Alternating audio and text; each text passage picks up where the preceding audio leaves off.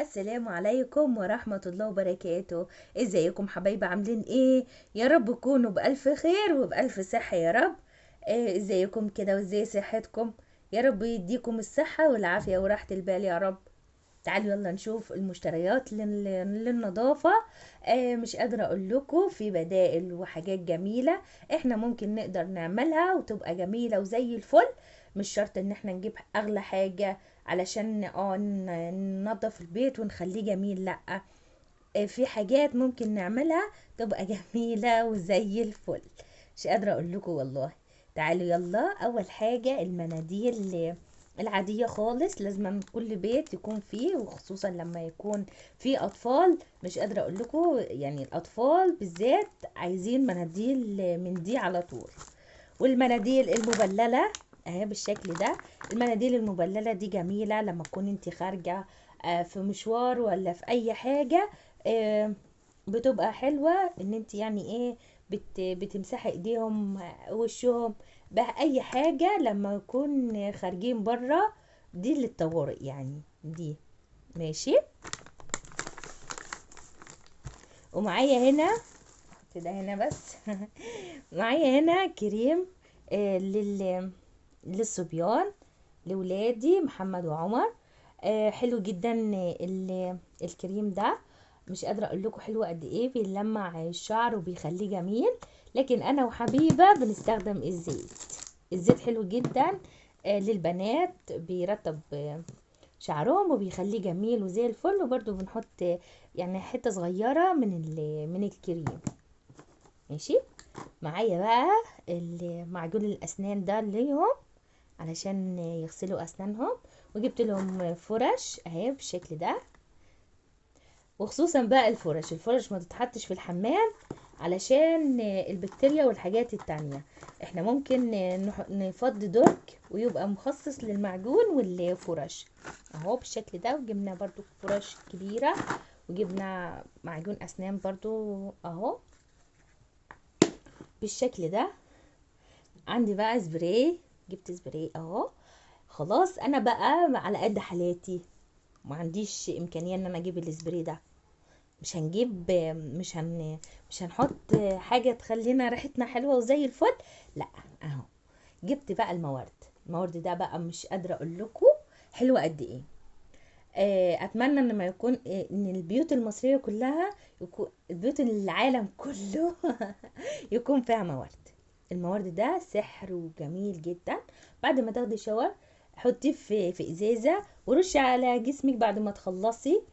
وخصوصا بقى لما يجيلك حد بقى ويكون زعلان ويحكي لك بقى مواقف زعلته وعماله تحكي وتعيد وتزيد وحاجات كده تعباها في نفسيتها. حد صاحبتك او يعني جايالك وقاعدة على الكرسي كده، اول ما تقوم من على الكرسي وبعد ما خلاص حكت كل اللي هي عايزة تحكيه وكل الحاجات اللي هي طلعتها والشحنات السلبية اللي هي طلعتها، بعد انت بقى زي الشطرة كده بعد ما تمشي وتقفلي الباب وراها تكوني بقى محضرة موارد علشان آه، ت- تروحي رشة المكان اللي هي كانت قاعدة فيه، علشان هي طلعت ذبذبات وطاقات سلبية. ما ينفعش ان انت تخليها في نفس المكان.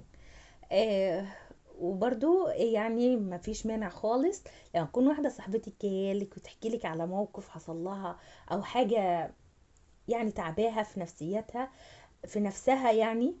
ما فيش مانع خالص ان انت تقولها كلمة تراضيها وتصبرها.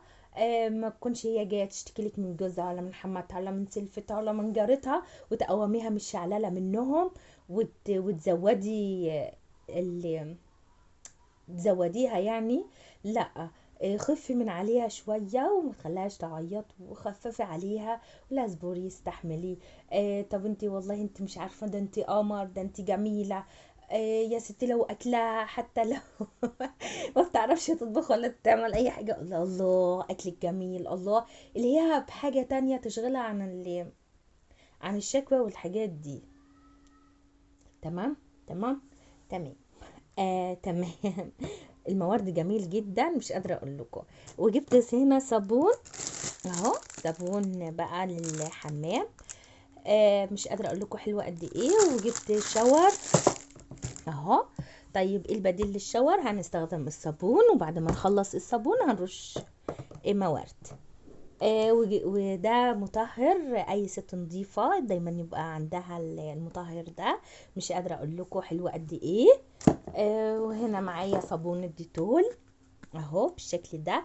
احطها. طب ايه يا اميره، انا ما عنديش امكانيه ان انا اجيب صابون الديتول ومش معايا امكانيه. طيب الديتول ما عنديش امكانيه ان انا اجيب ديتول واحطه على الحوض يا اميره. طب خلاص هنجيب شويه من الخل، عليهم شويه عصير ليمون، ونحطهم في ازازه في الحمام. بعد ما نخلص ايدينا بالصابونة نروح حاطين ايدنا وغسلينها بالخل والليمون، ونروح شاطفين ايدينا على طول، ونروح حاطين شوية موارد على ايدينا، ويبقى جميل وزي الفل. مفيش حاجة اسمها غالية، مفيش ست اسمها ست شاطرة ده معاها ده مبسوطة. لا، في واحدة اسمها ست شاطرة ونظيفة، وفي ست يعني قادرة ان هي تدبر وتوفر في فلوس جوزها عشان ربنا يبارك. ان شاء الله الست الشاطرة هي اللي بتحافظ على بيتها وعلى اولادها مهما كانت الظروف، مهما كانت المشاكل، ومهما كانت كل حاجة. اصبري تحملي ان شاء الله ربنا هيكرمك ويرضيكي بأحلى وأحسن. كان دايما الدكتور إبراهيم الفقي يقول كل واحد يجيله ابتلاء يبتسم كده ويفرح، لان بعد كل ابتلاء فرح وسعادة. ربنا سبحانه وتعالى لما بياخد حاجة من الانسان بيعوضه بحاجات تانية كتير كتير كتير خالص. مش قادرة اقول لكم والله. في بدائل للحاجات دي، وان شاء الله ربنا يكرمنا ونبقى زي الفل. جبت صابونة لوشي علشان بشرتي دهنية. الصابونة دي جميلة خالص، كانت الدكتورة كاتباها لي. مش قادرة اقول لكم حلوة قد ايه اهي بالشكل ده. جبت بقى ده لتنظيف الودان بتاعت الاطفال. مش قادره اقول لكم حلوه قد ايه. ولو مش عايزه تجيبيها مش مشكله خالص، هنجيب ورقه من المناديل المبلله ونمسح لهم بوم ودنهم ووشهم، ويبقى جميل وزي الفل والله. ماشي. هتقولي لي يا اميره انت جايبه ازازه معطر وغاليه مش هنقدر نجيبها. طب خلاص بلاش ازازه المعطر الغاليه اللي هتخلي بيتك ريحته حلوه، خلاص بلاشه. هنجيب بقى بخور، وبعد ما نخلص خالص خالص ترويق وتنظيف هنروح حاطين بقى عود بخور في كل اوضه، ومبخرين البيت ومخلينه جميل وزي الفل. بحب الكلوريكس بتاع الابيض، بيخلي الابيض جميل وزي الفل. لو عندك ذبابه ولا اي حاجه ما تخليش بيتك منه برضو. والخل بقى ده السحر والله. مش قادره اقول لكم بيلمع قد ايه.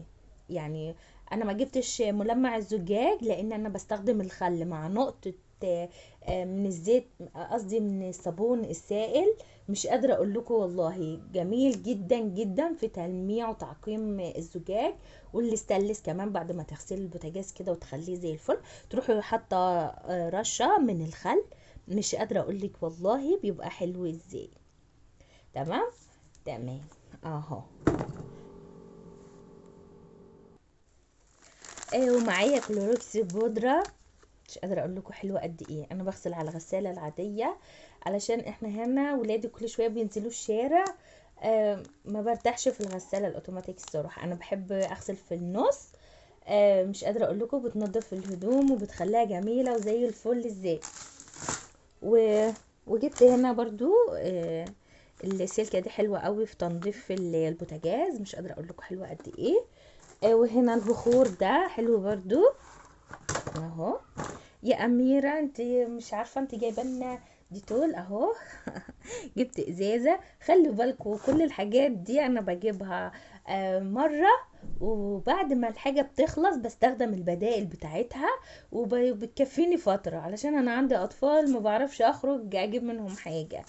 يعني بجيب الحاجات دي وبستخدم بقى البدائل بيكفوني فتره كبيره جدا اهو. في دوني بقى سايب. مش قادره اقول لكم ده المعطر اهو. واحنا قلنا هنرش المكان هنرش المكان بقى بالمعطر. طب خلاص أميرة، خلاص المعطر خلص، بجيب بقى الدوني واحطه في نفس الازازة واخففه واروح رشة الشقة، بيبقى ريحته تحفة والله. يبقى بقى ده هيخلص، هنستخدم ده الدوني، وهنستخدم الموارد. الحاجات دي بتكفيني فترة كبيرة جدا جدا، مش قادرة اقول لكم اهو. والدوني جميل برضو، السايب برضو السايب مش قادرة اقول لكم والله بيبقى جميل وريحته حلوة جدا. تعالوا بقى.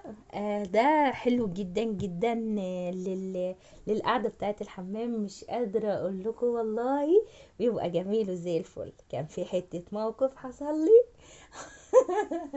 مش قادرة اقول لكم والله عليه، مش قادرة. كنت لسه داخلة الحمام، الواد ابني كان على طول وهو صغير كان دايما يغمى عليه، فأول ما جيت أدخل الحمام: يا أميرة الحقي يا أميرة ابنك مغمى عليه. طبعا أنا طلعت جري والله. أنا اللي كان هيغمى عليا مش ابني.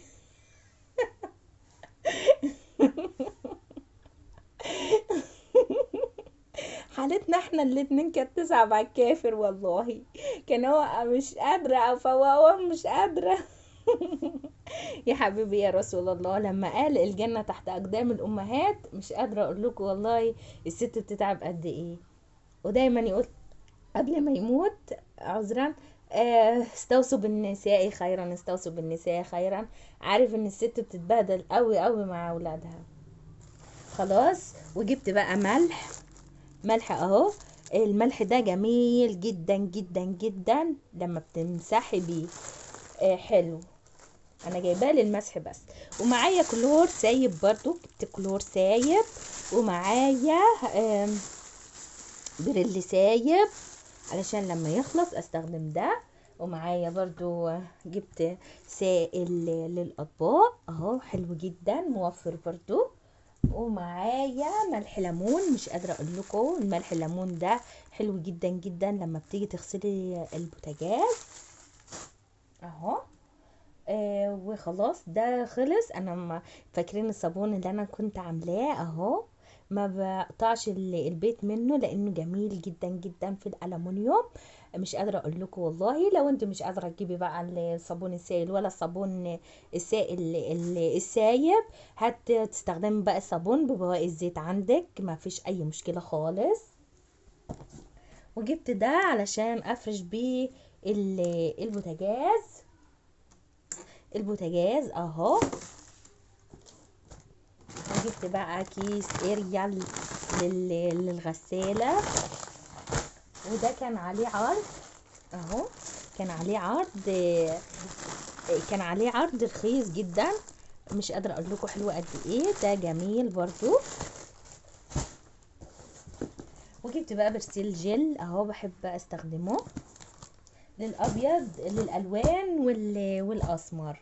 يا رب النهارده اللي اكون افدتكم لو بحاجات بسيطه. انتوا حبايبي ونور عينيا، يا رب ما حدش يزعل ابدا ابدا يا رب، ويهنيكم ويسعدكم ويرضيكم يا رب في صحتكم. الست الشاطره هي اللي تخاف على بيتها وعلى عيالها وعلى فلوس جوزها. انت لازم تبقي واعيه وقروبه، لازم توفري وتدبري في كل حاجه علشان ربنا يجعل في ايدك البركة يا رب. انتوا حبايبي ونور عينيا، انا مهما اوصف حبي اللي في قلبي ليكم مش هقدر والله. ربنا يسعدكم ويهنيكم ويرضيكم يا رب، واشوفكم على خير الحلقة الجاية. انتوا حبايبي ونور عينيا، والسلام عليكم ورحمة الله وبركاته.